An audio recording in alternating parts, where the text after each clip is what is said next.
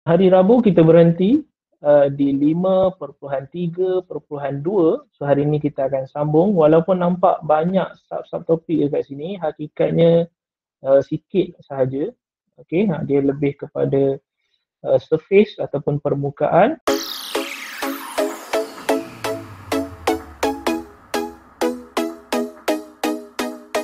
So kita nak tengok 5.3.3 apakah yang terkandung di dalamnya.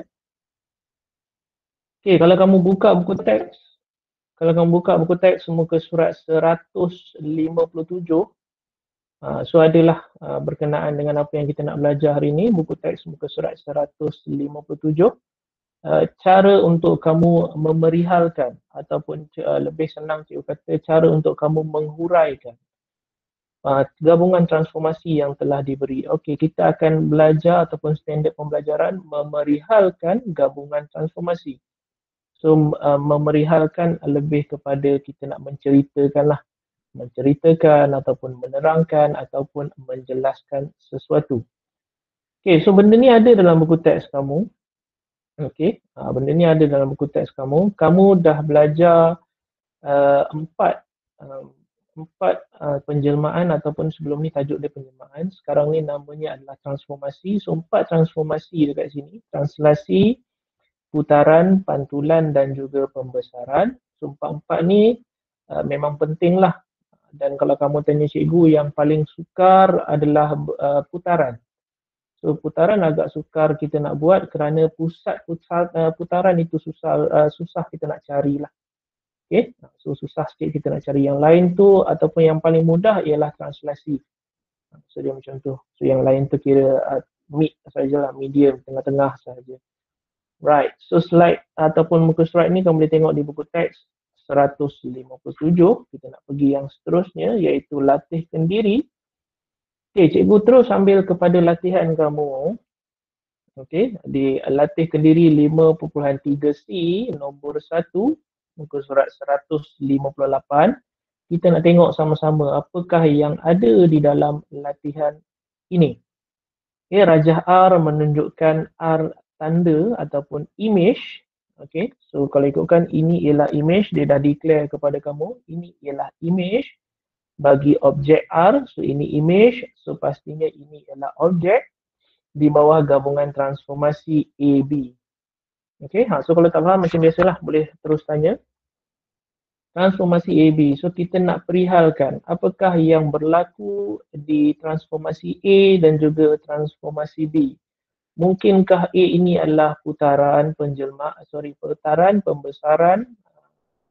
apa lagi, translasi dan juga pantulan. Begitu juga dengan B. Adakah B ini adalah translasi, putaran, pembesaran maupun pembesaran. Tengoklah apa-apa.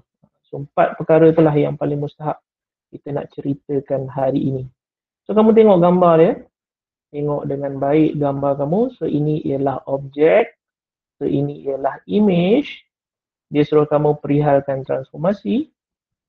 Okey, diberi kepada kamu ianya adalah gabungan transformasi AB. Dalam soalan ada telah diberikan kepada kamu, dia adalah gabungan transformasi AB dan cikgu dah ajar kepada kamu pada hari Rabu baru ni.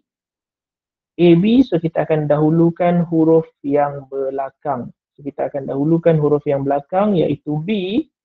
So B terlebih dahulu, kemudian barulah A. Okay, so B terlebih dahulu, barulah A. So B kamu ini apa? Kita tak tahu sebab tak diberi clue. Dia bagi objek, terus dia bagi image. So dia suruh kamu huraikan apakah A, apakah B. Cuma dia bagi gabungan transformasi AB. So kalau kamu tengok objek kamu, cikgu dah hitamkan sikit dekat situ. Dan cikgu ambil lah satu titik rujukan sebagai yang kata rujukan untuk kita nak buat. So kalau kamu tengok apakah B ini, so kalau kamu tengok sekali tengok mungkin B ini ialah logiknya ialah pantulan mungkin. Okey, so mungkin pantulan ataupun mungkin putaran. Sebab kalau nak kata translasi dia memang tak logik. Translasi dia bergerak, gambar ini akan bergerak. Dia punya arah susun atur gambar tak berubah. So ini arah susun atur gambar ni berubah. So berubah boleh jadi pantulan ataupun putaran sahaja. Pembesaran memang tak logik lah. Okay, so kita ada jawapan berkemungkinan B ini ialah putaran ataupun pantulan. So apa yang kita nak buat? Kita akan tengok. Nah, so kenapa cikgu sediakan 3 titik dekat situ? So 3 titik itulah sebenarnya kamu punya punca untuk melakukan putaran. Okey, kita tengok macam mana cikgu dapatkan titik ni. So kalau kamu tengok titik ni, cikgu letak dahulu pusat putaran. Nah, inilah skill yang kamu kena tahu sebenarnya. Okay, untuk mendapatkan pusat putaran ni macam mana. Okay, kalau ikutkan cikgu dah sediakan video, tapi nantilah cikgu revealkan secara lebih jelas, lebih terperinci. Hari ini kamu tengok macam mana cikgu buat. So cikgu letak titik ini dekat sini. So ini sebenarnya titik ataupun pusat putaran.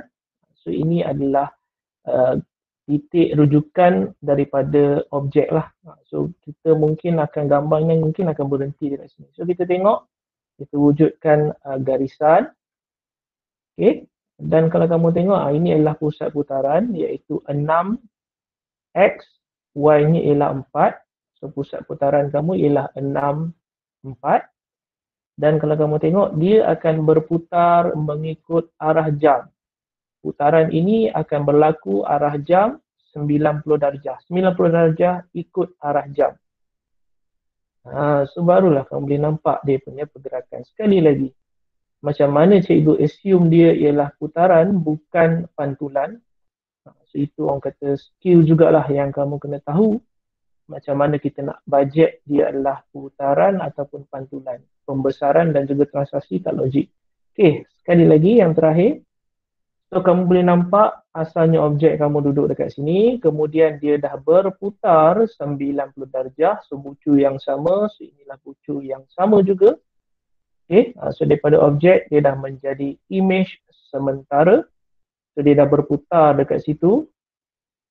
Dan kemudian itulah yang kamu boleh kata bahawa B kamu ialah putaran 90 darjah ikut arah jam pada pusat 6, 4. So kalau ikutkan gambar ni susahlah, sebenarnya gambar ni susah sikit kamu nak tengok.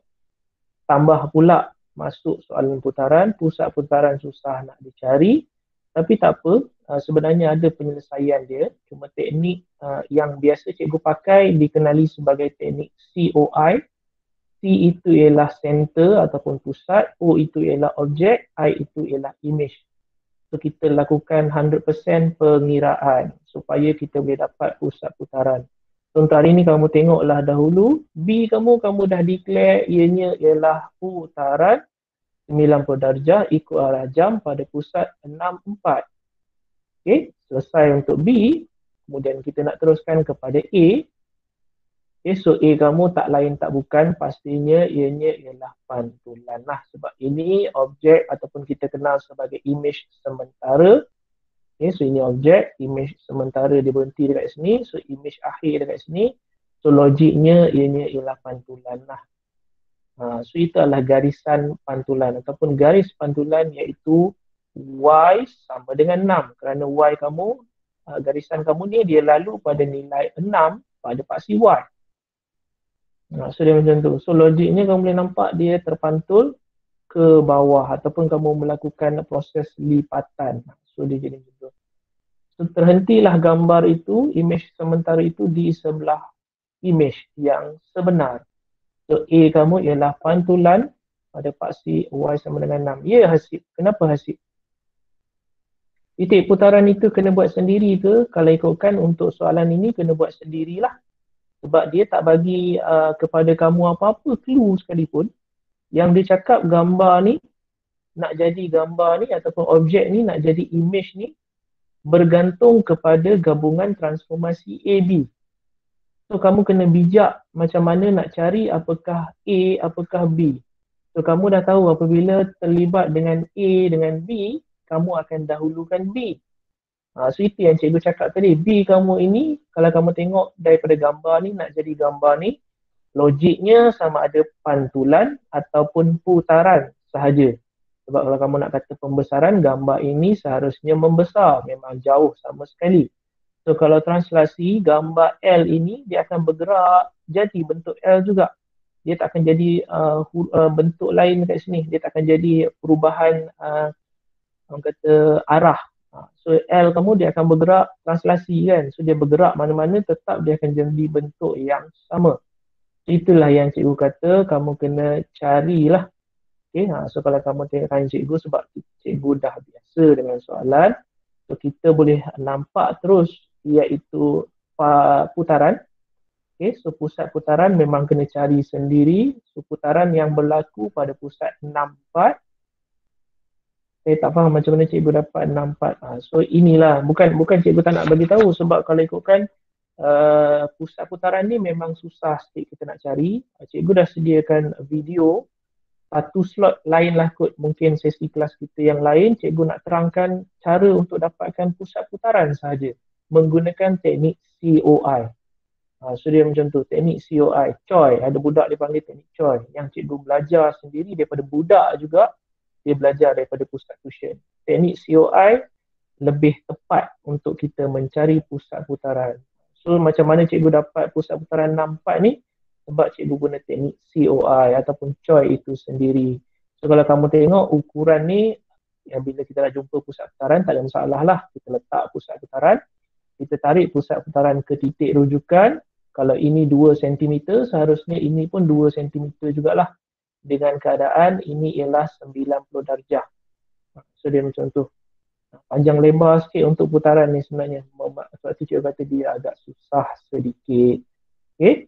So kamu boleh nampak dia berputar, sekali lagi cikgu tunjuk, dan kemudian kamu declare B kamu ialah putaran 90 darjah ikut arah jam pada pusat 64, dan seterusnya A kamu yang masih berbaki ianya ialah pantulan pada paksi Y sama dengan 6. Pantulan tak susah sangat. Okay, kamu boleh tengok dia punya bentuk tu macam mana, cuma putaran lah biasanya susah kita nak kenal pasti. Okay. Ada apa-apa nak tanya lagi mungkin? Sebab memerihalkan ni dia agak rumit sedikit. Okey, kamu kena mahir yang sebelum dahulu ataupun kamu kena mahir empat beradik yang sebelum dahulu, macam mana keadaan penjelmaan ataupun bagaimana penjelmaan transformasi, pembesaran, transformasi, translasi, transformasi putaran dan juga transformasi pantulan. So kena mahirkan 4 dahulu tu, barulah kamu boleh nak menghuraikan soalan dekat sini. Okay? Panjang lebar dah cikgu cerita dekat situ. Boleh ke jawapan dia selain daripada yang tu? Kalau ikutkan, kalau kamu tanya cikgu, boleh. Boleh jadi. Okay? So boleh jadi, tak semestinya dia adalah putaran dan juga pantulan. Mungkin yang cikgu buat ini, kebetulan cikgu buat, cikgu tengok jawapan belakang sama. So, cikgu buat, cikgu letak dengan putaran terlebih dahulu dan kemudian cikgu akhirkan dengan pantulan, sama seperti jawapan di dalam buku teks di muka surat belakang. Mungkin kamu boleh buktikan dengan pantulan terlebih dahulu, kemudian kamu dapat buktikan dengan putaran pula untuk A, dipersilakan. Sebab dia boleh jadi pelbagai. Kalau kamu tengok kepada situasi, gambar, objek dan juga image, dia jawapan kamu mencapah. Mungkin daripada objek ini, kamu nak kata dia mengalami pantulan terlebih dahulu. B, kamu nak kata pantulan. Tapi kena ada bukti lah. Kena buatlah sikit statement dekat sini dan kena lukis lah. Kalau boleh. Pantulan duduk di mana, kemudian selepas pantulan, dia akan mengalami putaran. Kalau kamu tanya cikgu, boleh nampak seolah-olah dia akan mengalami L ini. Okay, L ini dia mengalami pantulan di sebelah bawah, L dekat sini. Alright. Dan kemudian daripada L dekat sini dia akan berputar ke sebelah sini arah lawan jam, jadi L dekat sini. Boleh jadi, tak ada masalah. Okay, so cikgu nampak tadi dia berputar ke atas, so dia pantul ke bawah. So mungkin kamu nak buat pantulan dahulu, so L dekat sini, kemudian dia berputar ke sebelah sini. Boleh jadi, tak ada masalah. Okay, so janji kamu jumpalah pusat putaran dekat mana, 90 darjah ke, 180 darjah ke, so pantulan dia dekat paksi yang mana, so dia macam tu. So boleh jadi, tak semestinya dia tertakluk kepada jawapan ini sahaja. So peritlah untuk cikgu nak menanda kalau ikutkanlah. Okay? Sebab mungkin dalam skema jawapan ni banyak. Semua boleh jadi. Okay? Daripada objek ni kepada image akhir, semua boleh jadi. Janji ianya logik. Jadi, jangan lupa untuk like sebagai tanda anda memperoleh ilmu daripada tontonan ini. Tinggalkan komen untuk sebarang penambahbaikan dan seterusnya subscribe untuk tidak ketinggalan video-video yang baru. Sehingga kita berjumpa lagi. Assalamualaikum warahmatullahi wabarakatuh.